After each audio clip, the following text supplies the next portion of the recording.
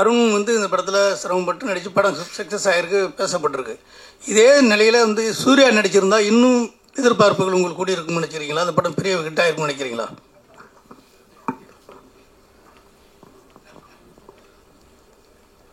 Sir, விஷாலுக்கு உடம்பு சரியில்லை அப்படின்னு சொல்லி யூடியூப்லாம் ரொம்ப இது வரும்போது நிறைய பேர் உங்களை குற்றம் சாட்டினாங்க. நீங்க இந்த அவனிவன்ல அந்த கண் இது பண்ணனாலதான் இவ்வளவு பிரச்சனைக்கு காரணம், பாலா சார் தொடங்கி வச்சதுதான் அவர் இந்த அளவுக்கு உடல்நிலை கெடுத்திருக்குன்னு. அதுக்கு என்ன பதில் சொல்லுவாங்க? இது நான் என்ன பதில் சொல்றது? யாரோ என்கிட்ட சொல்றாங்கப்பா, நான் பார்க்கல, கண்ணை வச்சு பிடிச்சி தச்சிட்டேன் அப்படின்னு. அதே மாதிரி பெரியார் சிலையை சோத்து கையில் தூக்கிட்டு வருவார், பிள்ளையார் சிலையை பிச்சை கையில் தூக்கிட்டு வருவார். அப்போ இதில் ஏதாவது உங்களுக்கு எப்போதுமே கொஞ்சம் நாத்திகரத்தில் உடன்பாடு உள்ளவங்க இந்த மனநிலையை எப்படி பண்ணியிருந்தீங்க? என்ன காரணம்?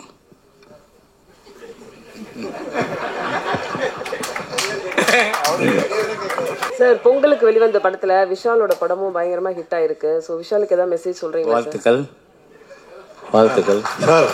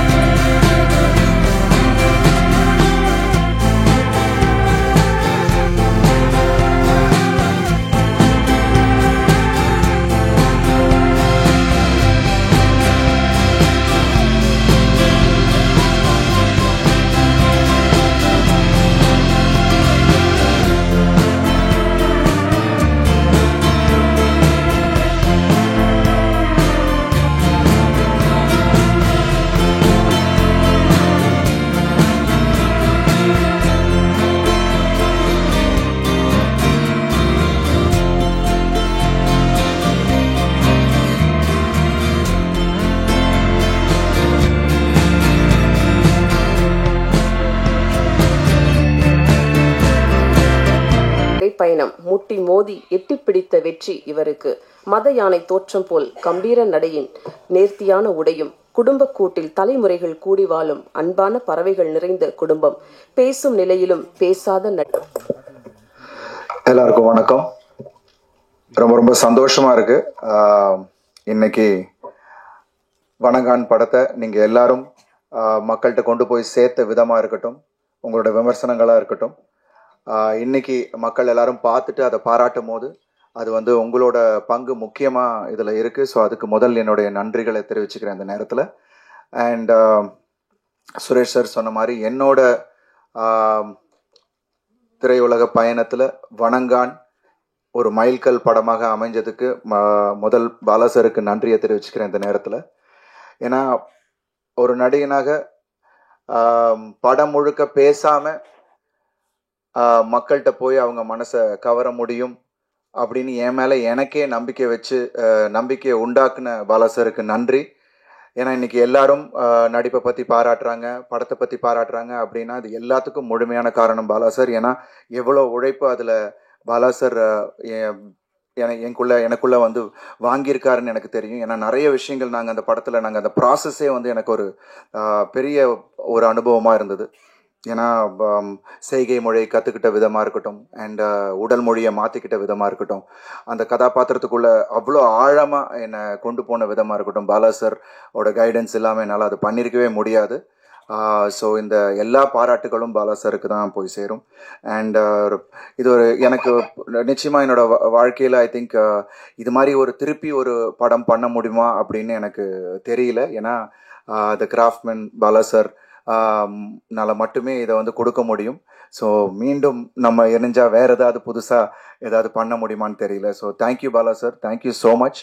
அண்ட் மக்களாகிய உங்கள் எல்லாருக்கும், ஏன்னா சார் சொன்ன மாதிரி ஒரு நல்ல படத்துக்கு எப்போதுமே வந்து உங்களோட சப்போர்ட்டை கொடுத்துருக்கீங்க. ஸோ இந்த படத்துக்கு ஒரு ஹார்ட் ஹிட்டிங்காக பாலா சார் எப்போதுமே சொல்லுவாருன்னு நமக்கு எல்லாருக்குமே தெரியும். ஸோ படத்துலேயும் அந்த ஹார்ட் ஹிட்டிங் கண்டென்ட்டுக்கு நீங்கள் எல்லாரும் கொடுத்த அந்த வரவேற்புக்கு முதல் என்னுடைய நன்றிகள். அண்ட் படத்தில் நடித்த அத்துணை கலைஞர்களுக்கும் அத்துணை டெக்னீஷியன்ஸுக்கும் என்னுடைய நன்றிகளை இந்த நேரத்தில் தெரிவிச்சேன். Thank you Bala sir once again. And Suresh Kamatchi sir, thank you so much. ஒரு போல்டாக பொங்கல் அன்னைக்கு, அதை பொங்கலுக்கு முன்னாடி நம்ம படம் வரணும் அப்படின்னு சொல்லி அதில் ஸ்ட்ராங்காக நின்று இப்போது எல்லாரோட பாராட்டுகளையும் பெற வச்சதுக்கு Suresh sir, thank you so much Suresh sir.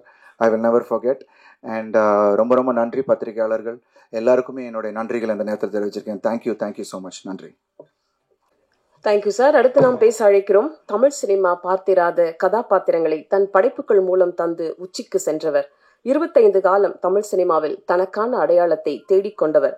காதலின் வலி, அதன் ஆழத்தை சொன்ன சேது, அகதிகள் முகாம், சீர்திருத்த பள்ளி என்று சொன்ன நந்தா, தேயிலை தோட்ட பிரச்சனைகளை கண்முன் காட்டிய பரதேசி, சமூகத்தின் கடைக்கோடியில் கவனிப்பு இல்லாமல் வாழும் மனித கூட்டங்களின் வாழ்க்கையை சொன்ன அவனிவன், காசியும் எரியும் சிதையும் கண்முன்னே காண வைத்த நான் கடவுள், இப்படி தேசிய அளவில் தன் படங்களை படைப்புகளை கொண்டு சேர்த்த வணங்கான் இயக்குனர் பாலா அவர்களை உங்கள் முன் பேச அழைக்கிறோம்.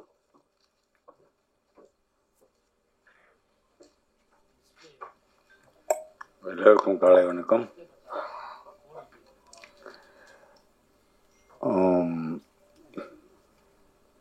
நன்றி அப்படின்னு சொல்லி ஒரு வார்த்தையில் சொல்லிட்டு கடந்து போயிட முடியாது. ஏன்னா அவ்வளோ தூரம் நீங்கள் வந்து இதை ரசித்ததுனால தான் இந்த அளவுக்கு நீங்கள் கொண்டு வந்திருக்கீங்க. அது உங்களால் மட்டும்தான் முடியும். ஸோ அதுக்காக உங்களை கைகூப்பி வணங்கிக்கிறேன். மற்றபடி ஏதாவது கேட்கணும்னா நீங்கள் கேட்கலாம்.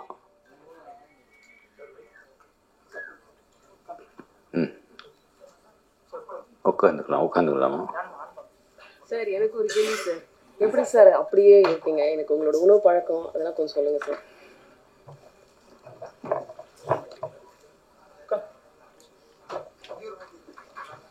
மைக் அங்கே கொடுங்க சார், கிட்ட மைக் கொடுங்க.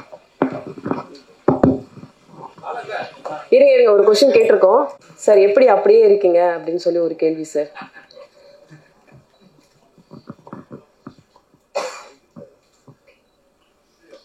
நீங்களும் அப்படியே தான் இருக்கீங்க. உங்களை மாதிரி நானும் உணவு பழக்கம் கண்ட்ரோலாக இருக்கு. பாலா சார், உங்களுடைய படங்கள்லாம் கிளைமேக்ஸ் வந்து முதல் படத்துலேருந்து இப்போ வரைக்கும் ஒரு வன்முறை, ஒரு வன்மோன்ல நான் ரொம்ப ரத்தம், ரொம்ப இயல்பில் நடக்காததா இருக்க மாதிரி இருக்க. இந்த கோபம் யார்கிட்டேருந்து வந்தது? ஏன்னா பாலுமேந்திரா சார் இருந்தீங்க, சார்கிட்ட வந்து அந்த மாதிரி பழக்கமே கிடையாது. இது எங்கேருந்து கற்றுக்கிட்டீங்க? இது கற்றுக்கிட்டு வர்றதில்ல, அது தவறான பதிலாக கூட இருக்கலாம். அது ரத்தத்தில் இருக்கு சார். இந்த படத்துடைய ஓப்பனிங் ஆச்சு, ஹீரோ இன்ட்ரடக்ஷன் பண்ணும்போது ஒரு கையில் விநாயகர் ஒரு கையில் பெரியார் இருப்பார். அதை பற்றி சொல்லுங்கள் சார். அது அந்த படத்தோட கிளைமேக்ஸ்க்கான ஒரு குறியீடு தான். கிளைமேக்ஸில் தங்கை இறந்ததுக்கப்புறம் படைத்தவனும் இங்கே கைவிரித்தானேன்னு முடியும். ஸோ ஆரம்பத்தில் என்ன, அதுக்கு இதுக்கும் லிங்க் பண்ணுறதுக்காக ஒரு சின்ன குறியீட்டுக்காக அது வச்சுருந்தது. பாலானா, பொதுவாக வந்து நம்ம தமிழ் சினிமாக்களில் வந்து கன்னியாகுமரி மாவட்டத்தில் போயிட்டு ஏதாவது ஒரு சாங்காவது எடுத்துகிட்டு வந்துடுவாங்க. ஆனால் ரொம்ப நாள் ஆச்சு இப்போது அந்த பக்கம் போய். ஆனால் நீங்கள் முழு படமும் கன்னியாகுமரி மாவட்டத்தில், அதுவும் கன்னியாகுமரியை சுற்றி அந்த களம் எப்படி அந்த தேர்ந்தெடுத்தீங்க? அதுக்கு ஏதாவது ஸ்பெசிஃபிக் ரீசன் ஏதாவது இருக்கா? இல்லை, இது வரைக்கும் கன்னியாகுமரின்னு சொல்லி முன்னாடி பழைய படம் ஒன்று வந்திருக்கு. அதுவும் மலையாள படம்னு நினைக்கிறேன். அதுக்கப்புறம் எதுவுமே எடுக்கப்படல. ஸோ மற்ற களங்கள்லாம் எடுத்துட்டாங்க. நிறைய திருநெல்வேலி, மதுரை, கோயம்புத்தூர் அது எல்லாமே எடுத்துட்டாங்க. சென்னைலாம் எல்லாமே முடிஞ்சிருச்சு. அது ஒன்று மாத்திரம் பாக்கி இருக்கே, அந்த கதைக்களத்தை எடுத்துக்கிறோமேன்ற ஒரு விருப்பம்தான். ஓகே. அண்ட் சுரேஷ் காமாட்சி பிரதருக்கு ஒரு கேள்வி.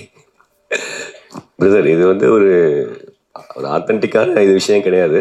பட் இருந்தாலும் ஒரு நடிகராக வந்து எல்லாரும் சிம்பு அப்ரோச் பண்ண பயப்படுவாங்க, ஒரு டைரக்டராக வந்து பாலானாவை அப்ரோச் பண்ண பயப்படுவாங்க. ஆனால் நீங்கள் இந்த 2 பேரையுமே வந்து கரெக்டாக ஹேண்டில் பண்ணி ஒரு பேக் டு பேக் ஹிட் கொடுத்துருக்கீங்க. இல்லை எப்படி நிறைய பேர் கேட்ட கேள்வி நிறைய இடத்துல நான் பதில் சொல்லிட்டேன். இப்போ நீங்கள் உங்களுக்கும் சொல்கிறேன், அப்படிலாம் கிடையாது. நம்ம சரியாக இருந்தால் மற்றவங்க சரியாக இருக்கும். அதான் நம்ம முதலே சொல்லிட்டேன். அதான், அதாவது ரிலேஷன்ஷிப்ன்றது கண்ணாடி மாதிரி தான். நம்ம சரியாக இருந்தால் மற்றவங்க சரியாக இருப்பாங்க. இப்போ நீங்கள் நம்ம எங்கேயாவது ஒரு இடத்துல தப்பு பண்ணுறோம் போது அதை வந்து அவங்க அட்வான்டேஜ் எடுக்கிறதுக்கு வாய்ப்பு இருக்கும். ஸோ நம்ம சரியாக இருந்தால் எல்லாம் சரியாக இருக்கும். நம்ம அடுத்தவங்களை குறை சொல்கிறத விட நம்ம சரியாக இருக்கணும், அவ்வளோதான். இவங்களை ஹேண்டில் பண்ண முடியும், அவங்களை ஹேண்டில் பண்ண முடியும் அப்படிலாம் கிடையாது. ஹேண்டில் பண்ண முடியாதவங்க ஹேண்டில் பண்ண முடியும்னு நினைக்கிறவங்க கிட்ட வந்து படைப்பு திறன் இருக்காது, அவ்வளோ ஒரு இது இருக்காது. ஸோ அப்படியும் நம்ம பார்க்க வேண்டியது இருக்குல்ல. இப்போ நீங்கள் எல்லாரையும் நம்ம ஹேண்டில் பண்ண முடியாத ஆட்களை நம்ம சூஸ் பண்ணுறோம்னு வச்சுங்களேன், அவங்களோட திறமை இருக்காது. ஸோ அப்படியும் பார்க்க வேண்டியது இருக்குல்ல. ஸோ அதனால் அதெல்லாம் ஒரு இது கிடையாது, நம்ம நடந்துக்கிறதுல தான் இருக்குது. அருண் பிரதர், உங்களுக்கு ஒரு கேள்வி. இப்போ அவருக்கு நான் நன்றி சொல்லிக்கிறேன். என்னை பற்றி இவ்வளோ பாசிட்டிவாக சொன்ன ப்ரொடியூசர், அவருக்கு மிக்க மிக்க நன்றி. நீங்க இப்போ ரீசன்ட் டைம்ஸ்ல வந்து நிறைய அவங்க கெட்டப் சேஞ்ச் பண்ணிட்டீங்க. ஆனா இந்த படத்துல நீங்க ஃபிலிம் இண்டஸ்ட்ரியில இன்ட்ரோடியூஸ் ஆகும்போது இருந்த ஒரு அந்த கர்ல் ஹேர் தாடி வச்சு ஒரு அதான் ஆரம்பத்துக்கே போய் மறுபடியும் புதுசாக ஆரம்பிக்கிற மாதிரியான ஒரு ஃபீல் எனக்கு பர்சனலாக நான் ஃபீல் பண்ணேன். ஏன்னா பாலானோட படத்துக்குள்ள வரும்பொழுது திருப்பி வேற ஒரு வெர்ஷன்ல வரணும், ஒவ்வொரு நடிகர்களும் வர்றாங்க. அந்த மாதிரி நீங்க ஏதாவது ஃபீல் பண்ணீங்களா? அவங்க கெட்டப் எப்படி, ஏன் அந்த மாதிரி பழைய இதுக்கு போனீங்க அப்படின்றது? இல்லை, பாலா சார் ஒரு விஷயம் மைண்டில் வச்சுருந்தாங்க, இந்த கதாபாத்திரம் இப்படி இருக்கணும், இப்படி பண்ணணும் அப்படின்ட்டு. ஸோ அதுதான், அது பாலா சாரோட விஷன் தான். ஸோ அதுக்கு தகுந்தாப்புல தான் நம்ம பண்ணோம். எனக்குமே வந்து டோட்டலாக நான் இது வரைக்கும் பண்ண படங்களில் அப்படியே மாறுபட்டு பண்ணது தான் இன்னைக்கு இந்த பேர் கிடைச்சிருக்கு அப்படின்னு நான் நினைக்கிறேன். ஸோ அதுக்கு பாலா சாருக்கு தான் நன்றி. வாழ்த்துக்கள், வாழ்த்துக்கள்.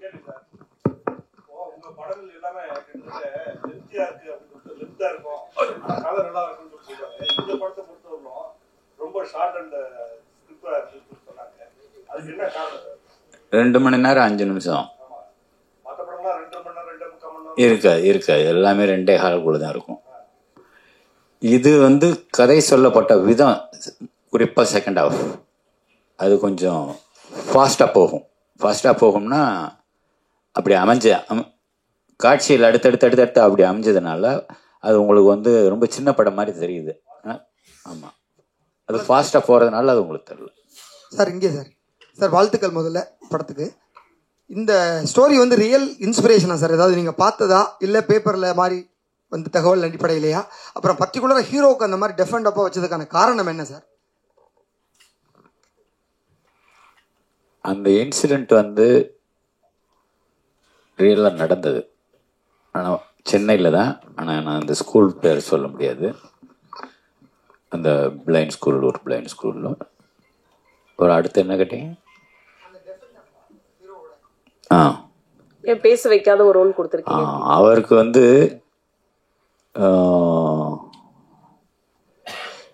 பேசியே தான் வசனத்தில் சொல்லியே தான் புரிய வைக்கணும்ன்ற ஒரு ஒரு இந்த காலத்தில் பேசாமலையும் புரிய வைக்கலாம் அப்படின்னு எடுத்துக்கிட்ட ஒரு ஒரு முயற்சி. பல சார்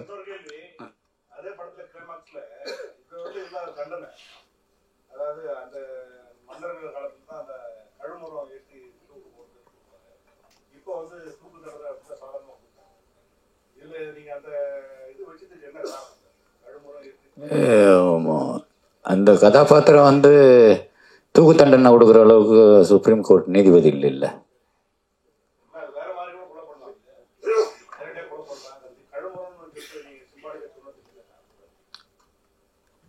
அது அந்த காலத்தில் நடந்திருக்கு இல்லையா? அந்த இடத்துல அது நடந்துருச்சு, அப்படிதான் எடுத்துக்கணுமே தவிர அதுக்கு ஒரு காரணம் என்ன அப்படின்றது நம்ம தேட வேண்டியதில்லை. பாலா சார், உங்க படங்கள்ல பழைய படங்கள் பார்த்தாலும் இந்த படம் தான் பார்த்தாலும் ஒரு கிறிஸ்டியானிட்டியை வந்து கிண்டல் பண்ணுவீங்களா, விமர்சனிக்கீங்களா, இல்லை வேற பண்ணுவீங்களா தெரியல. ஒன்று, அப்புறம் நடிகர் திலகம் சிவாஜி கணேசன் இந்த பட கேரக்டரும் சரி, அவனிவன்லையும் ஒரு நடிக்கிற மாதிரி வரும். அது வந்து உங்களோட ஒப்பீனியன் என்ன சொல்ல வரீங்க நடிகர் திலகத்தையும் கிறிஸ்டியானிட்டியும்? கிறிஸ்டியானிட்டியை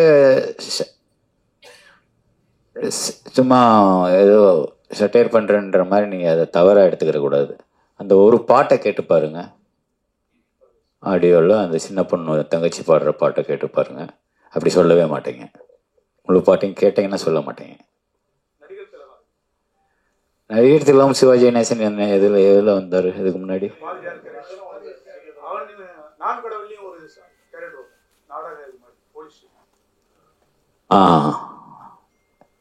இல்லை, ஒருவேளை அவரை எனக்கு ரொம்ப பிடிக்கும்ன்றதுனால அவரை கொண்டு வரணும் என்னமோ தெரில. டைரக்டர் சார் வந்து கடுமையான தண்டனைகள் வேணும், இங்கே தான் கடுமையான தண்டனைகள் வேணும் அப்படின்னு நினைக்கிறீங்களா? ஏன்னா அரபு கண்ட்ரில இந்த மாதிரி தண்டனை இருக்குது, அது மாதிரி இந்த படத்தில் சொல்லியிருக்கீங்களே.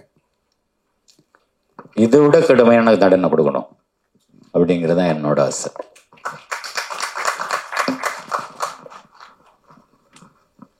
பாலா சார், சார் இதுவரை தொடர்ந்து 4 படம் பண்ணியிருக்கீங்க. பட் எல்லா கதைக்களமும் கேரக்டர் பார்த்தீங்கன்னா ஒரே மாதிரி திடீர்னு ஒரு ஃபீலிங் இருக்குது. நீங்கள் வந்து ஸ்டைலிஷான பாலாவை நாங்கள் எப்போ பார்க்குறது? ஸ்டைலிஷான பாலா சாரா எப்போ பார்க்குறது?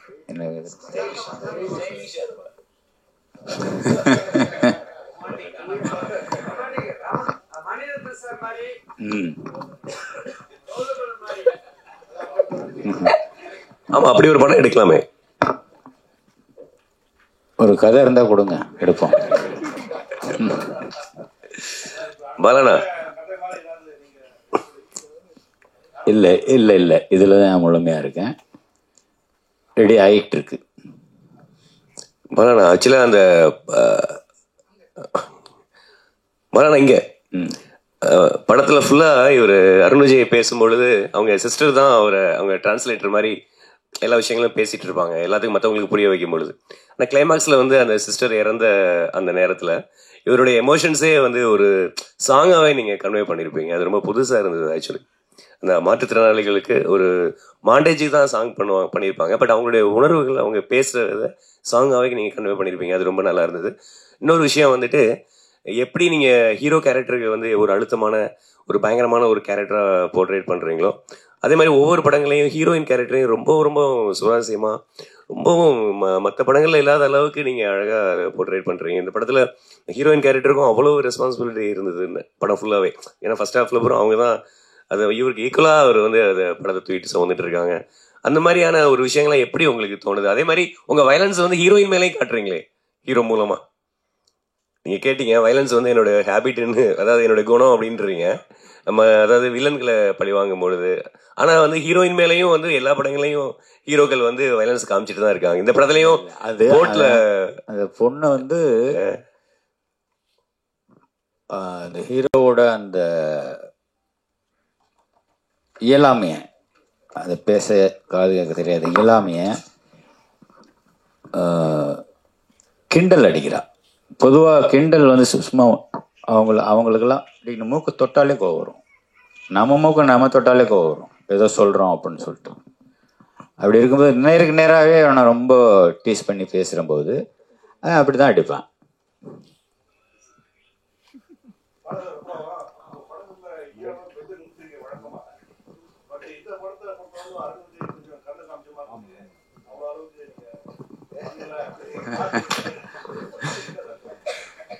இல்லை இல்லை, தனிப்பட்ட கருணை எல்லாம் ஒன்றும் கிடையாது. மற்ற ஹீரோஸ்க்கு கொஞ்சம் விட கொஞ்சம் ஸ்ட்ராங் பர்சனாலிட்டி இல்லையா அருண். ஸோ அதனால் என்னால் ஈஸியாக வேலை வாங்க முடிஞ்சது. அதனால் அது உங்களுக்கு கம்மியாக இருக்கிற மாதிரி தெரியுது. இன்னும் நிஜமாக எடுத்தோம்னா அது இன்னும் ஓவர் வயலன்ஸ் ஆகிடும். ஏன்னா இன்னும் பேலன்ஸ் இருக்குல்ல, இன்ட்ரோல் பிளாக் இருக்குது, கிளைமேக்ஸ் இருக்குது. அதுக்கு முன்னாடியே மற்ற அடியெல்லாம் போட்டோம்னா அது கிடைக்காது நமக்கு. பாலாசாகர், தமிழ் சினிமாவில் 1000 கோடிங்கிறது வந்து ஒரு பெரிய விஷயமா இருக்கு. ஹிந்தி வந்துட்டு, தெலுங்கு வந்துட்டு, மற்ற லாங்குவேஜ் வந்துட்டு, ஒரு முக்கியமான இயக்குனராக ஏன் தமிழ் சினிமா அந்த 1000 கோடி வந்து வரமாட்டுக்கு என்ன காரணம்னு நினைக்கிறீங்க? இந்த வியாபார நுணுக்கத்துல எல்லாம் எனக்கு அவ்வளோ ஞானம் இல்லை. அப்புறம் ஒரு சொல்லணும், நானா கேட்காமே சொல்லணும். லாஜிக் மிஸ்டேக்னு சொல்லிட்டு யாரோ ஒருத்தர் வந்து விமர்சனம் பண்ணியிருந்தார். அதில் என்னென்னா, எப்படி ஜெயிலில் ரொம்ப சர்வசாதாரணமாக 2 பொண்ணுங்களும் ஒரு ஃபாதரும் போய் பார்க்குறாங்க, அது வாய்ப்பே இல்லையே அப்படின்னு சொல்லிட்டு. அது ஜெயில் இல்லை, அது முன்னாடி உள்ள கோர்ட் சீனில் பேசுகிறம்போது no judicial custody, no police custody, throw him to the convict ward அப்படிமா. அது கன்விக்ட் வார்டு, நோயாளிகள் பிரிவு. அது அந்த ஊருக்குள்ள இருக்கிற இந்த ஜிஹெச்லேயே இருக்கிற ஒரு பகுதியில் ஒதுக்கி வச்சிருப்பான், அது நோயாளிகள் பிரிவு, அது ஜெயில் இல்லை. நிறைய பேர் அது அந்த ஜட்ஜு சொன்ன வார்த்தையை கேட்ச் பண்ணாதனால இங்கே இது லாஜிக் மிஸ்டேக்னு சொல்லிட்டாங்க. அதை நான் கொஞ்சம் கிளியர் பண்ணிக்கிறேன். பாலா சார், சார்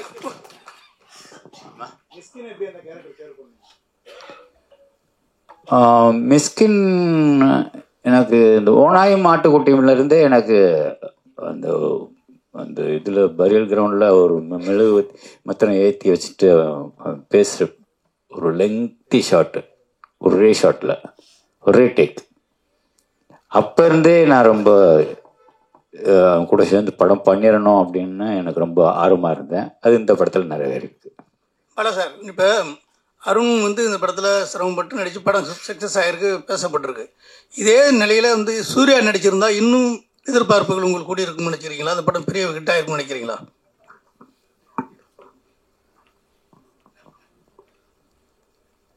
இப்போ இந்த படம் ஹிட் ஆயிருக்குல்ல, இன்னார் நடிச்சிருந்தா அமிதாப் பச்சன் நடிச்சிருந்தா, ஷாருக் கான் நடிச்சிருந்தா, அப்படி அது எதுக்கு பேக்கில் போகணும்? ஒன்ஸ் முடிஞ்சு போச்சு, ரிலீஸ் ஆகிடுச்சு, ஹிட் பண்ணி கொடுத்துட்டீங்க, அப்புறம் திரும்ப நம்ம ஏன் பேக்கில் போய் திரும்பி பார்க்கணும்? சரி, அப்படின்னு ஒரு சார், இப்போ இந்த பாலடைஞ்ச கிணத்துலேருந்து நிறைய பொருள்கள் மேலே வரும், அதில் ஒரு பலகை வரும், அந்த பலகத்தில் நான் இருக்கும் இடத்து செல்வம் கொளிக்கும் அப்படின்னு ஒரு காமெண்ட் பண்ணுற மாதிரி பண்ணியிருப்பீங்க. அதேமாதிரி பெரியார் சிலையை சோத்து கையில் தூக்கிட்டு வருவார், பிள்ளையார் சிலையை பிச்சை கையில் தூக்கிட்டு வருவார். அப்போ இதில் ஏதாவது உங்களுக்கு எப்போதுமே கொஞ்சம் நாத்திகரத்தில் உடன்பாடு உள்ளவங்க, இந்த மனநிலையை எப்படி பண்ணியிருந்தீங்க? என்ன காரணம்?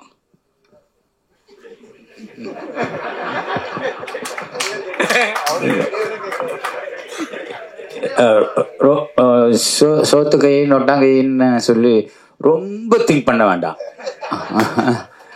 ஏதோ ஒரு கை, 2 கை தானே, ஏதோ ஒரு கை 2 இடுப்பு, அவ்வளோதான், அதில் தூக்கிட்டு வர்றது. சார், அடுத்த படம் இந்த படம் ஹீரோ யாரு? அது மாதிரி இந்த குற்ற பரம்பரை நீங்க முந்தையே எடுக்கணும்னு பேசிட்டு இருந்தீங்க, இல்லை அது குற்ற பரம்பரைன்றது நான் முன்னாடியே சொல்லிட்டேன். அந்த மீட்டுக்கு நீங்களும் வந்திருந்தீங்க. குற்ற பரம்பரை இல்லை, எழுதப்பட்ட கதைன்னு நான் சொல்லிட்டேன். இப்போ திரும்ப அந்த குற்ற பரம்பரையை பற்றி இப்போ பேசி பிரயோஜனம் இல்லை, அதை எடுக்க போகிறதும் இல்லை. அடுத்த படம் சார், அடுத்த படம் என்ன படம், யார் ஹீரோ? இன்னும் எதுவும் முடிவாகலை.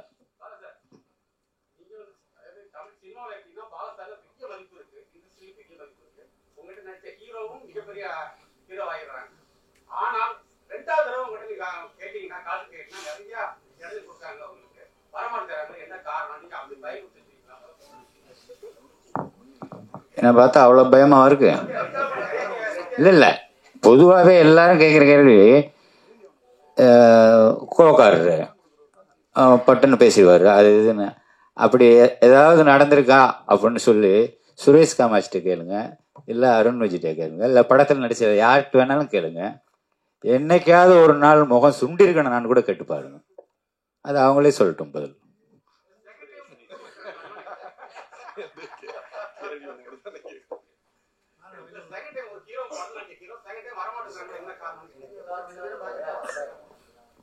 ஏன் வந்தாங்க, வராம ஏன் இருக்காங்க? நமக்கு வந்து வெரைட்டி, வேற வேற ஆர்டிஸ்ட் கூட ஒர்க் பண்ணா வேற வேற எக்ஸ்பீரியன்ஸ் கிடைக்கும்ல. ஆர்யா பண்ணியிருக்கிறாரு, சூர்யா பண்ணியிருக்கிறாரு, நீங்க எங்கேயோ எங்கே போனா ரொம்ப வருஷத்துக்கு பின்னாடி இருக்கீங்களே.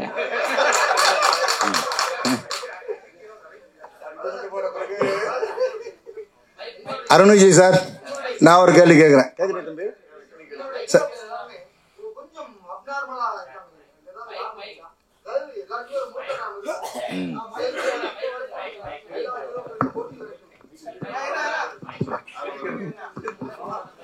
பாலா சார், உங்களுடைய எல்லா படங்களையுமே கேரக்டர் பேசப்பட்டிருக்கு. பர்டிகுலர் அந்த ஹீரோக்கு வந்து ஒரு ஸ்பெஷல் பவர் மாதிரி, அதாவது ஒரு மூர்க்கத்தனத்தோடு இருக்காங்களே, அதுக்கான காரணம் என்ன? இல்லை சமூகத்தினுடைய இது மாதிரி இருக்கிற ஆட்களை நம்ம கொண்டு வரணும்? அதர்வா நடித்த பரதேசியில் வந்து ரொம்ப அப்பாவே தானே வர்றான். எல்லா கேரக்டரும் அப்படி இருக்கிறது இல்லையே. அதில் கூட பார்த்தீங்கன்னா ஒரு அகோரி மாதிரி அதர்வா நடிச்சது நான் சொல்ற பரதேசி. நன்றி சார், நன்றி சார். பொங்கலுக்கு வெளிவந்த படத்துல விஷாலோட படமும் பயங்கரமா ஹிட் ஆயிருக்கு. ஸோ விஷாலுக்கு ஏதாவது மெசேஜ் சொல்றீங்களா? வாழ்த்துக்கள் சார். பாலா சார், உங்க படத்துல கிட்டத்தட்ட நான் கடவுள் படத்துலையும் சரி, இந்த படத்துலையும் சரி, மாற்றுத்திறனாளிகளுக்கு கொஞ்சம் முக்கியத்துவம் அதிகம் கொடுத்துருக்கீங்க. அதுக்கு ஏதாவது காரணம் இருக்கா சார்? அவங்களோட உலகத்தை காமிக்கணும்ல. சும்மா பார்த்துட்டு விலை கண்ணை மூடிட்டு ஐயோ என்ன அப்படி இருக்காங்க, ரொம்ப அழுகா இருக்காங்க அப்படின்னு நம்ம பார்த்துட்டு ஒதுங்கி போகக்கூடாது. அவங்களோட உலகத்தை காமிக்கணும். அவங்களுக்குள்ள தானே நம்ம வாழ்றாங்க, நமக்குள்ள தானே அவங்களும் வாழ்றாங்க, நம்மளை நம்பி தானே அவங்களும் வாழ்றாங்க. ஸோ அது காமிக்க வேண்டியது நம்மளோட கடமை தானே. சார், விஷாலுக்கு உடம்பு சரியில்லை அப்படின்னு சொல்லி யூடியூப்லாம் ரொம்ப இது வரும்போது நிறைய பேர் வந்து உங்களை குற்றம் சாட்டினாங்க. நீங்க இந்த அவனிவன்ல அந்த கண் இது பண்ணனாலதான் இவ்வளவு பிரச்சனைக்கு காரணம், பாலா சார் தொடங்கி வச்சதுதான் அவர் இந்த அளவுக்கு உடல்நிலை கெடுத்திருக்குன்னு. அதுக்கு என்ன பதில் சொல்லுவாங்க? இது நான் என்ன பதில் சொல்றது? டாக்டர் சர்டிபிகேட் வேணா வாங்கி கொடுக்கலாம். அது எப்படி கண்ணை யாரோ என்கிட்ட சொல்றாங்கப்பா, நான் பார்க்கல, கண்ணை வச்சு பிடிச்சி தச்சிட்டேன் அப்படின்னு. அது எப்படியா கண்ணை பிடிச்சி தைக்க முடியும்? இதெல்லாம் வந்து அவங்களுக்கு தோன்றத பேசுறாங்க, அதெல்லாம் நம்ம கண்டுக்கிற வேண்டியதில்லை.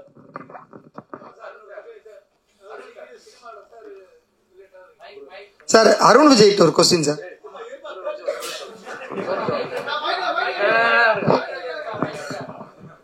சார், இப்போ நீங்கள் சினிமாவில் ரொம்ப நாடம் இருக்கீங்க, முற்போக்கான சிந்தனையும் உள்ளவர். அதே மாதிரி சீமானும் சினிமாவில் இருக்காரு, அவரும் ஒரு முற்போக்கான சிந்தனையாளர். இப்போ சமீப காலமாக பெரியாரை பற்றி ஒரு அவதூறு கருத்து பரப்பிட்டு நிறைய இடத்துல ஒரு பரபரப்பாக கருத்தில் போயிட்டு இருக்கு. அதுக்கு உங்களுடைய கருத்து என்ன? அப்படின்னா என்ன நினைக்கிறீங்க அதை பற்றி? பேசுறது சரியா? அவர் என்ன சொன்னாருன்னு இப்போ வரைக்கும் எனக்கு தெரியாது. நேற்று நைட்டு கூட அவர்கிட்ட பேசும்போது கூட அது என்னன்னே சொன்னீங்கன்னு நானும் கேட்கல. அவரும் அதை பற்றி எதுவுமே என்கிட்ட அப்படி அந்த அரசியல் பேச மாட்டார். என்கிட்ட பேசும்போது தம்பிங்கிற உறவு மட்டும்தானே தவிர அரசியல் எனக்கும் அவருக்கும் எந்த விதமான தொடர்பு இல்லை. சார், நீங்க எல்லாருமே பாலுமகேந்திரா சாரோட சிஷ்யர்கள், எல்லாருமே நல்ல நிலைமையில இருக்கீங்க. நீங்க சீமான் சார், ராம் சார், வெற்றிமாறன், சுகா குரூப், உங்க குருநாதர் பேர்ல சென்னையில ஒரு நினைவு சின்னம், ஒரு சிலை, ஒரு தெரு, ஒரு விருது எதுவுமே கிடையாது. சிஷ்யர்கள் நல்ல நிலைமையில இருக்கும்போது ஏன் குருநாதர் மறந்தீங்க?